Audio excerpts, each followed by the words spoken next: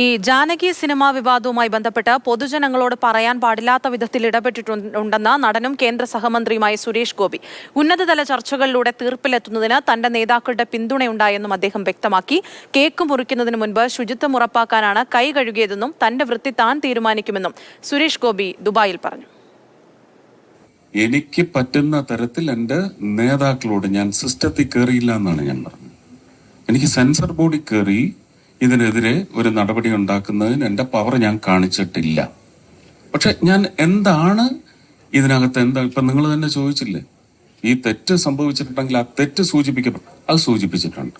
ഒരുപക്ഷെ നിങ്ങളെയൊന്നും അറിയിക്കാൻ പാടില്ലാത്ത ചില കാര്യങ്ങൾ അതിൻ്റെ ഉന്നത തലത്തിൽ പങ്കെടുത്ത് ചർച്ച ചെയ്ത് അതിന് ചില തീർപ്പുകളിലേക്ക് നയിക്കുന്നതിന് എൻ്റെ പ്രധാനപ്പെട്ട നേതാക്കളുടെ എല്ലാം പിന്തുണയുണ്ടായിട്ടുമുണ്ട്. സെൻസർ ബോർഡിന്റെ ഇടപെടലിനെ തുടർന്ന് വിവാദത്തിലായ Janaki V versus state of Kerala സിനിമയുമായി ബന്ധപ്പെട്ട പ്രശ്നം പരിഹരിക്കാൻ താൻ ഇടപെട്ടില്ലെന്ന വിമർശനത്തിനാണ് നടനും കേന്ദ്ര സഹമന്ത്രിയുമായ സുരേഷ് ഗോപിയുടെ മറുപടി.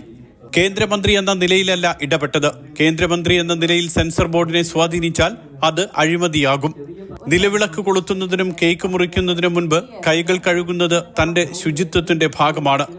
ഇതിനെ വിമർശിക്കുന്നവരുടെ ലക്ഷ്യം വേറെയാണ്. ഗുരുവായൂരിന്ന് വന്ന് ഒരു ഗജവീരനെ കൊണ്ടുവന്നിട്ട് അപ്പൊ എനിക്കൊരു കൊതി വന്ന അതിനെ ഒന്ന് പോയി ഒന്ന് തഴുകണം. അതിനെ അവിടെ കൊണ്ടുവന്ന് നിർത്തി. അപ്പോഴത്തേക്കും ഞാൻ പറഞ്ഞു കൈ ഒന്ന് ശുദ്ധിയാക്കണമെന്ന് പറഞ്ഞു. ഒരു വെള്ളക്കുപ്പി മേടിച്ചുകൊണ്ട് വന്ന് അതിൻ്റെയൊക്കെ വീഡിയോ ഉണ്ട് എൻ്റെ അടുത്ത് കൊണ്ടുവന്ന് ഞാൻ അപ്പുറത്തോട്ട് മാറി ഈ കൈ ഒന്ന് കഴുകി ഇങ്ങോട്ട് വന്നു.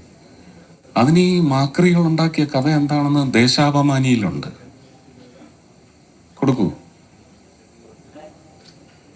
പൂജയ്ക്ക് ഉപയോഗിച്ച കിണ്ടിക്കകത്തുനിന്ന് വെള്ളം കോരി കൈ കഴുകിയെന്നു.